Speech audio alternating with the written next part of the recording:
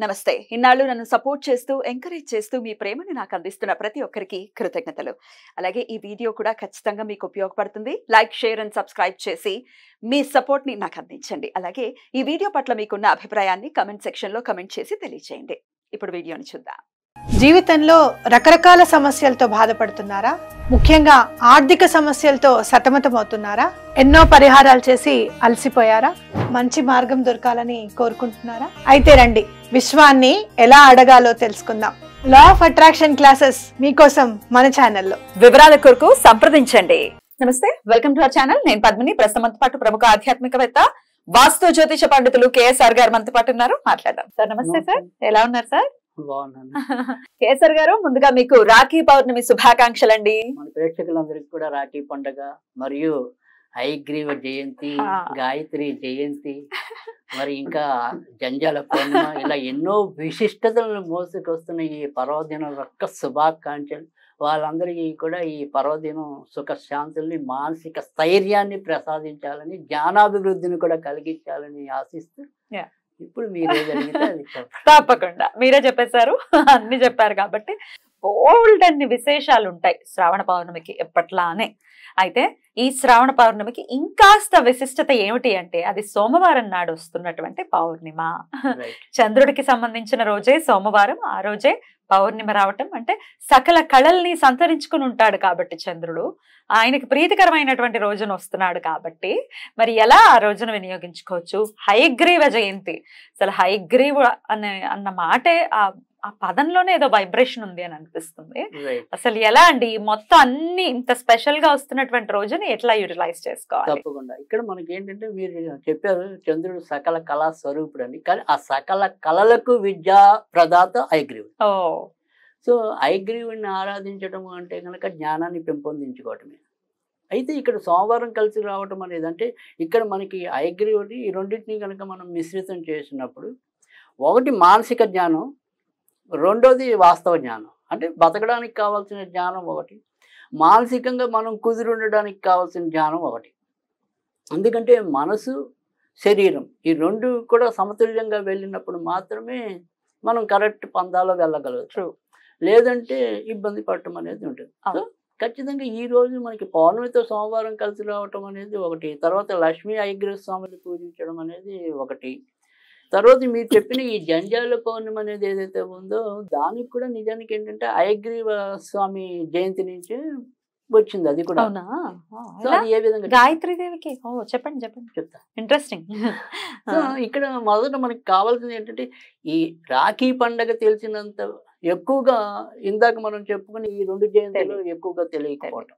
సరే, ఇంకా ఆ యజ్ఞోపవీతం మార్చే ఏదైతే అది 3 కులాలే ముఖ్యంగా ఉండేది కనుక వాళ్ళకి కొంతవరకు తెలుస్తుంది, కానీ మిగతా అందరికీ తెలియాల్సిన అవసరం కూడా లేదు, వాళ్ళకి అవసరం అంతకంటే లేదు. కానీ మార్చుకోవాలి కదండి ఖచ్చితంగా. ఏదైతే యజ్ఞోపేత సంప్రదాయం ఉందో వాళ్ళు మార్చుకోవాలి. వాళ్ళకి సూతకం ఉన్నప్పటికీ వాళ్ళు ఖచ్చితంగా మార్చుకోవాలి కదా. మార్చుకోవాలి. ఇంకా వేటికి సంబంధం లేదు, యజ్ఞోపవీతం ఉన్న వాళ్ళు మార్చుకోవాలి. మళ్ళీ తర్వాత మళ్ళీ సూతకం అయ్యాక కూడా మళ్ళీ మారుస్తాం. అప్పుడు మళ్ళీ అవి అయ్యాక కార్యక్రమాలు అయ్యాక మళ్ళీ మార్చడం అనేది అయితే ఉంటుంది. అయితే ఇక్కడ మనం చెప్పబోయేది ఏంటంటే ముఖ్యంగా ఈ రాఖీ పండుగ తెలిసినట్టుగా ఇది తెలియకపోవటం అనేది, కానీ నిజానికి ఏంటంటే అది బంధాలని కట్టుపడేసేది రాఖీ, జ్ఞానంతో కట్టుబడేసేది హయగ్రీవ జయంతి. సో ఎందుకంటే జ్ఞానం లేకుండా మనిషి వెళ్ళటం అనేది కష్టం. ఇక్కడ మనకి ఏంటంటే ఆయన జ్ఞానానికి మూలం శాస్త్రం, శాస్త్రానికి మూలం వేదం, ఆ వేదాలకు అధిపతి హయగ్రీవుడు. సో ఇక్కడ మనకి ఏదైతే మనకి అంతకుముందు కూడా ఈ వేదాలని రక్షించడానికి ఎలాగైతే విష్ణుమూర్తి మత్స్యావతారం దాల్చడం కానీ ఇలా వివిధ ఏవైతే ఉన్నాయో అవతారాలు, వాటిలో మనకి ఏంటంటే దశావతారాలు హయగ్రీవుడిని చేర్చినప్పటికీ కూడా హయగ్రీవ అవతారంలోనే వేదాలని మళ్ళీ రక్షించి బ్రహ్మకి అప్పచెప్పాడు అని చెప్పి. దొంగలించినటువంటి అసురుడు, అదే అసురుడు పేరు కూడా కొంతమంది అది పూర్తిగా ప్రామాణికం కాదు, కానీ హయగ్రీవుడు అనే రాక్షసుని వధించి ఈయన హయగ్రీవుడు అయ్యాడు అని చెప్పి చెప్తూ ఉంటారు. తర్వాత మధుకైటబల నుంచి రక్షించి కూడా ఆ మధుకైటబలను సంహరించడం కోసం హయగ్రీవ అవతారం దాల్చాడు అనేది ఒక కథనం. ఇంకా మరొక కథనంలోకి వచ్చేప్పటికి ఏంటంటే ఈయన దానవులతో అలసిపోయి తన యొక్క వింటినే ఇలా పెట్టుకుని నిద్రిస్తున్నప్పుడు పొరపాటున ఆ యోగ నిద్ర నుంచి అప్పటికి బయటకు రాకపోతే ఆ వింటిని కలిపితే అదేమో ఈయన శిరస్సుని ఖండించిందని. అప్పుడు వాళ్ళిద్దరు దానవులు వాళ్ళు మదన పడి ఆయనకి ఈ గుర్రం తలకాయని అంటించారని చెప్పి. కానీ ఇక్కడ మనకి ఈ ఏవైతే పురాణాలు ఉన్నాయో అంటే మనకి అంతకితం కూడా వారాహిదేవి మీద ఒకసారి చర్చ వచ్చింది కదా. కానీ నిజానికి పురాణాలు ఏం చెప్తున్నాయి అంటే కనుక పైకి ఉగ్రంగా కనపడినప్పటికీ ఎవరైతే ఇటు పూర్తిగా మానవుడు పూర్తిగా జంతువు కాని అవతారాలు ఎవరైతే ఉంటాయో అవతారమూర్తుల్ని గనక మనం గనక సాధన లేదా స్మరించడం పూజలు చేసుకోవడం అలాంటివి చేస్తే కనుక వాళ్ళు శీఘ్రంగా ఫలిస్తారని చెప్పి సర్వశాస్త్రాలు చెప్తున్నాయి. అందుకని మీకు హనుమంతుడు వానర ముఖం, సరే వారాయి శూకర ముఖం, తర్వాత నరసింహస్వామి సింహముఖం.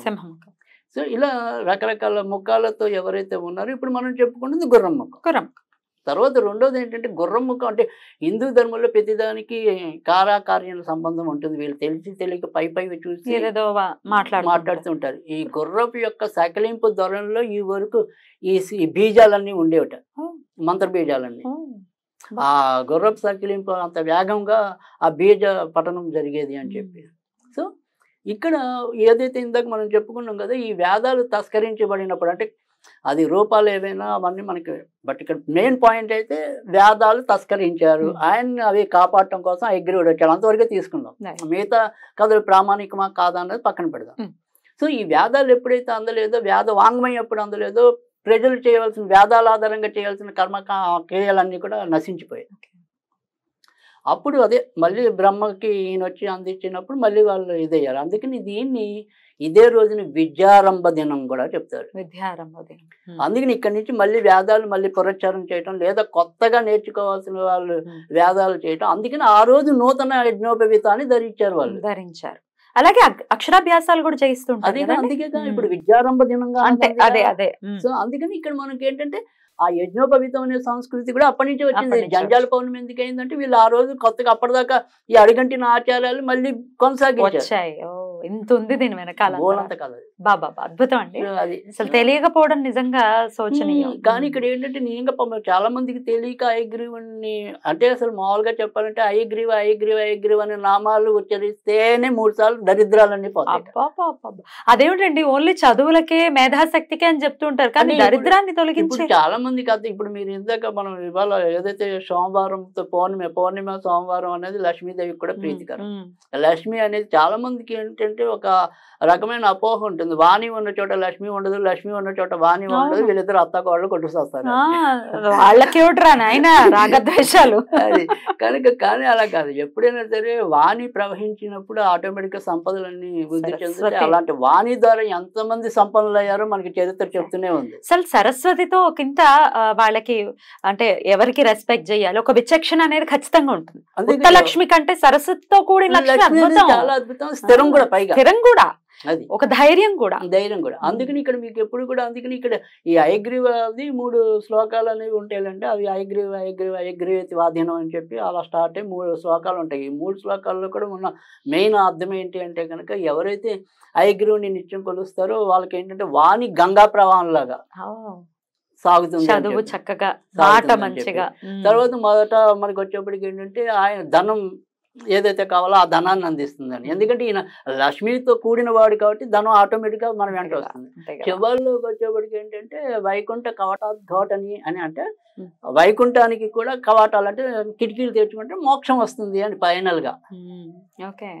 సో ఆ రకంగా 3 శ్లోకాలని కూడా పఠించడం వల్ల కూడా అది సరే. ఈ 3 శ్లోకాలు చదవాలంటే మనం కష్టము సుఖము 2 చెప్తాం. సో ప్రజలు ఏది తీసుకుంటారు అనేది వాళ్ళ ఇష్టం. కానీ నేను చెప్పేది పరిపూర్ణంగా అయితే ఒకటే మాట చెప్తాను. ఒకటి ఏంటంటే మీరు ఏ విద్యలో ఉన్నారని కదా, అన్ని విద్యలకి ఈవిడే. అంటే మామూలుగా స్కూల్ విద్యలు అనేవి కాదు. మీరు ఇప్పుడు కళాకారిని, ఆ కళా విద్యలో రాని, అందుకే లలిత కళలకి ఈయన పరిపూర్ణ. ఎవరైనా సరే పాత రోజుల్లో ఇప్పుడు నృత్యం నేర్పే వాళ్ళు ఎవరైతే ఉంటారో నటరాజ స్వామిని తీసుకుంటారు, శివుడిగా తీసుకుంటారు. ఇంకా మిగతా వాళ్ళందరూ కూడా హయగ్రీవ స్వామి హయగ్రీవుని. తీసుకోవటం అనేది- సంగీతం గాని సంగీతం అన్ని విద్యలకు ఆయనే. అసలు నువ్వు ఏ కోర్స్ అయినా చదువు హయగ్రీవుడే. ఎలాంటి విద్య కావాలన్నా అది జ్ఞాన విద్య, మామూలు భౌతిక విద్య, ఇంకో విద్య కాదు, మీకు ఏ విద్య కావాలి ఆ విద్యను అనుగ్రహించేవాడే హయగ్రీవుడు. Beautiful అండి. ఇంట్లో పెట్టుకోవచ్చా అండి పట్టం చక్కగా? అసలు అయ్యుడు మిగతా మీకు ఇందాక మనం చెప్పుకుని కొన్ని ఎవరైనా వాళ్ళు కొద్దిగా ఉగ్రం ఉంటారు, మా హయగ్రీవుడు చాలా ప్రశాంతంగా ఉంటాడు. చాలా అందంగా కూడా ఉంటాడు. చాలా ప్రశాంతంగా కూడా ఉంటాడు. ఏ దిక్కును పెట్టుకోవచ్చండి? అది మామూలుగా అయితే ఉత్తర ఈశాన్యంలో పెట్టుకుంటే ఉత్తర ఈశాన్యం. ఉత్తరంలో కూడా పెట్టుకోవచ్చా? ఉత్తరంలో కూడా పెట్టుకోవచ్చు. అద్భుతం. సో ఖచ్చితంగా అసలు పెట్టుకోవాలి. నన్ను అడిగితే ఎవరైనా సరే ఇంట్లో విద్యార్థులు ఉన్నారు అంటే గనక తప్పకుండా పెట్టాలి ఆయన.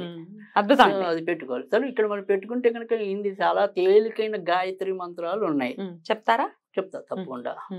సో అది ఏంటంటే ఓం వాగేశ్వరాయ విద్మహే హయగ్రీవాయ ధీమహి తన్నో హంసః ప్రచోదయాత్. అది తర్వాత రెండోది ఇంకో గాయత్రి ఉంది, ఓం విద్యాధరాయ విద్మహే జ్ఞానముద్రాయ ధీమహి తన్నో హయగ్రీవ ప్రచోదయాత్. ఈ రెండు గాయత్రులు ఏ గాయత్రి చదివినా పర్వాలేదు. అయితే మొదటి చెప్పిన గాయత్రి ఏదైతే ఉందో ఓం వాగేశ్వరాయ విద్మహి హయగ్రీవాయ ధీమహి తన్నో హంస ప్రచోదయాత్ అనేదేమో సాధారణ భౌతిక విద్యల కోసం, అంటే ఇప్పుడు స్కూల్ చదువులు ఉంటాయి కదా, ఇంజనీరింగ్ అలాంటి విద్యార్థులు వాళ్ళు చదివిన దాన్ని గుర్తుండడానికి నేను చాలా మందికి ఇచ్చాను. మెమరీ పవర్ కూడా చాలా బాగా ఉపయోగపడుతుంది. అది చదువు మీద ఆసక్తి కలుగుతుంది. అలాంటి వాళ్ళకి నేను చాలా కనీసం కొన్ని 100 మందికి ఇచ్చి ఉంటాను. సో అది బాగా ఉపయోగపడుతుంది. తర్వాత ఇందాక రెండోది ఏదైతే ఉందో అది మామూలుగా విద్య కోసం ఉండే వాళ్ళ కోసం ఉపయోగపడుతుంది. అంటే మీరు సపోజ్ ఈ సంగీత విద్య అనుకోండి, లేదంటే నాబోటి వాడికి ఆధ్యాత్మిక విద్య అనుకోండి, ఇలాంటి విద్యలన్నిటికీ కూడా రెండో గాయత్రి మంత్రం ఏదైతే ఉందో ఓం విద్యాధరాయ విద్మహి జ్ఞానముద్రాయ ధీమహి తన్నో హయగ్రీవ ప్రచోదయాత్. ఇది తర్వాత ఇంకా తేలికైన బీజాక్షరం అయితే కనుక ఓం హసోం. ఓం హసోం అనుకున్నా కూడా హయగ్రీవుడు అనుగ్రహం ఉంటుంది. హయగ్రీవ యొక్క అనుగ్రహం అనేది పిల్లలకు కూడా చక్కగా చదివించడానికి విద్యార్థులందరికీ కూడా చాలా మందికి ఇప్పటికీ నేర్పే సంప్రదాయం అయితే ఉంటుంది. ఈ శ్లోకం కూడా చాలా పవిత్రమైనది, ఆచరణీయం అనేది చాలా మందికి తెలిసినది. ఏంటి అంటే జ్ఞానానందమయం దేవం నిర్మల స్ఫటికాకృతం ఆధారం సర్వ విజ్ఞానం హయగ్రీవ ఉపాసనయే. ఈ పద్యాన్ని కనుక ఈ శ్లోకం చదువుకున్నట్టయితే తప్పకుండా విద్యలో రాణింపు అనేది వాళ్ళే చూస్తారు. వాళ్ళ మెమరీ పవర్ అనేది తప్పకుండా ఇంప్రూవ్ అవుతుంది. అంటే గుర్రం అంటేనే ఒక వేగం, డెఫినెట్లీ. సో ఆ వేగం అనేది అది సరే. ఇక స్విచ్ వర్డ్ అనేప్పటికి ఏంటంటే amazing horse power. Wow. So అది మామూలుగా మనకి మంత్రాలతో సంబంధం లేని వాళ్ళ కోసం చక్కగా చదువుకోవచ్చు. శుచి శుభ్రతతో కూడా సంబంధం లేదు, ఎప్పుడు కావాలంటే అప్పుడు చదువుకోవచ్చు. Amazing horse power. సో ఇది మీకు తప్పకుండా వాళ్ళకి అది ఆ రకంగా కూడా ఉపయోగపడుతుంది. అది ఎప్పుడైతే మనకి ఏంటంటే విద్య రావటం వేరు, ఆ విద్య అది ఏమంటాం ఒక స్పాంటేనియస్ గా ఉపయోగపడటం అనేది ఉపయోగపడాలి, గుర్తుండాలి కదా, టక్ మనం చెప్పగలగాలి, ఎగ్జామ్ లో రాయగలగాలి. కర్ణుడిలాగా అయిపోతే కష్టం కదా. అందుకని ఖచ్చితంగా మీకు హయగ్రీవ ఆరాధన అనేది, పైగా నేను అనేది ఏంటంటే ఇటు ఈ సాంఘిక మాధ్యమాలు అండి ఏదైనా అండి రక్షాబంధనానికి మనం ఎంత ప్రాముఖ్యత కల్పిస్తున్నామో ఈ హయగ్రీవ ఆరాధన అనేది కూడా ఖచ్చితంగా ఆ ప్రాముఖ్యత కలిగించినప్పుడు ఏంటంటే మనకున్న ఈ పురాణ వాంగ్మయం ఏదైతే ఉంటుందో అది నశించిపోకుండా ఉంటుంది.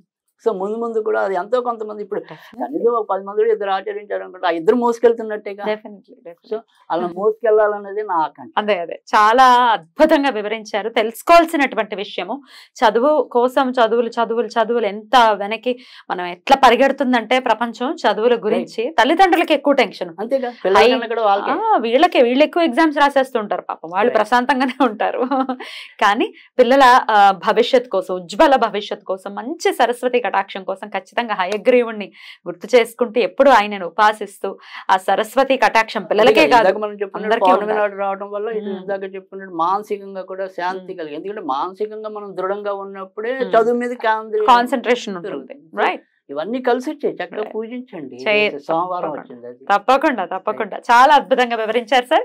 కృతజ్ఞతలు. మరొక్కసారి మీకు రాఖీ పౌర్ణమితో పాటు హయగ్రీవ జయంతి శుభాకాంక్షలు తెలియజేస్తూ నమస్కారం అండి. అందరికి కూడా కృతజ్ఞత.